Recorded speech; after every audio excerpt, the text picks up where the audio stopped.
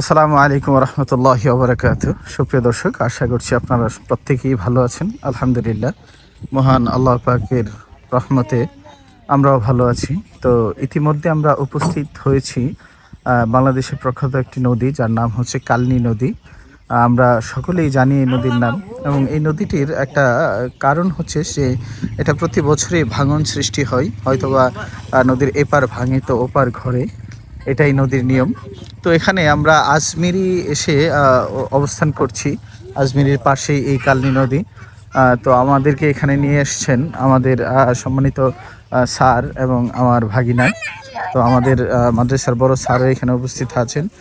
উনি রেস্ট করতেছেন। তো স্যারের কাছে আমরা প্রথমে যাই। আসসালামু আলাইকুম রহমতুল্লাহ। ওয়ালাইকুম সালাম। ভালো আছেন স্যার? আলহামদুলিল্লাহ। স্যার, এই কালনী নদীতে আপনি আমাদেরকে নিয়ে আসছেন আজমির শহরে, আপনাদের আত্মীয় স্বজনদের এখানে। তো এখানে ভ্রমণ এবং আসার মাঝে আপনাদের অনুভূতিগুলা কি, একটু যদি আমাদেরকে বলতেন। আল্লাহ রহমত, হাওর এলাকায় বরাবর ঘুরতে ভালোই লাগে।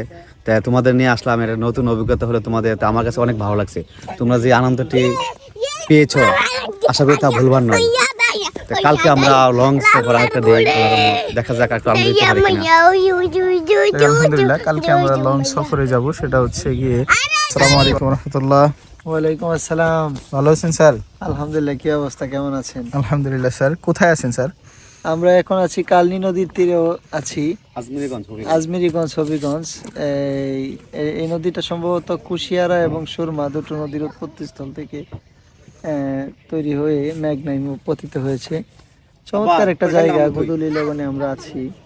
হাওর নদী, হাওর অঞ্চলের জলপথের বিশেষ একটা গুরুত্বপূর্ণ প্রভাব রেখেছে এই নদী। চমৎকার একটা নদী, বিশাল গভীর, চতুর্দিকে ভাঙন।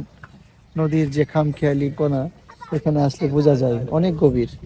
পাশাপাশি নদীও পরিষ্কার পরিচ্ছন্ন পানি, পাশাপাশি চমৎকার একটা ভিউ আছে এখানে। আমরা আছি কালনী নদীর পাশেই, গোধূলি সন্ধ্যায় ভালো একটা অনুভূতি ফিল করতেছি। যাই হোক, আপনারাও যদি কখনো আসেন কালনী নদীর তীরে, বই পুস্তকে অনেকবার পড়েছি কালনী নদীর কথা, দেখার খুব ইচ্ছে ছিল কালনী নদীটা।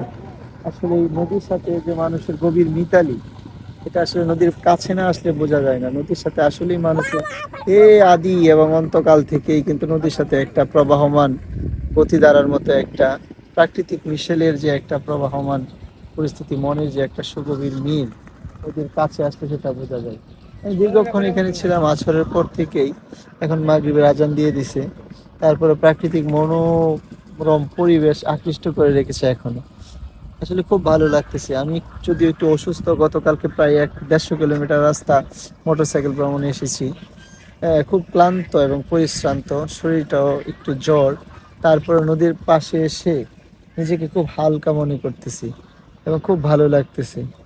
সো আপনারাও যদি নদীর পাশে আসেন, নদীর সাথে কথা বলতে ইচ্ছা করে, জানেন, নদীর এই খামখেয়ালিপনাকে ইচ্ছা করে যে জিজ্ঞেস করে যে আসলেই নদী ভাঙা করার খেলার মধ্যে সে কি মজা পায়।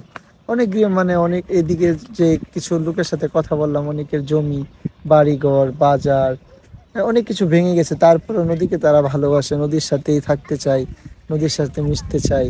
কারণ নদী আমাদের অর্থনৈতিক ভাবে একটা গুরুত্বপূর্ণ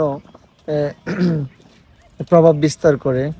সো তারপরে নদী হচ্ছে প্রাকৃতির একটা কন্যা। প্রকৃতি কন্যার সাথে আসলে সঙ্গ দিতে সবারই ভালো লাগে। ভালো থাকবেন সবাই, সুস্থ থাকবেন, দোয়া করবেন যেন দ্রুততার সাথে আমিও সুস্থ হয়ে যাই, এবং যে ভ্রমণে এসেছি সেই ভ্রমণের যেন কি উৎপ্লুত বা আনন্দপূর্ণভাবে এনজয় করতে পারি। সবাই ভালো থাকবেন। আসসালামু আলাইকুম রহমতুল্লাহি ওয়া বারাকাতুহু।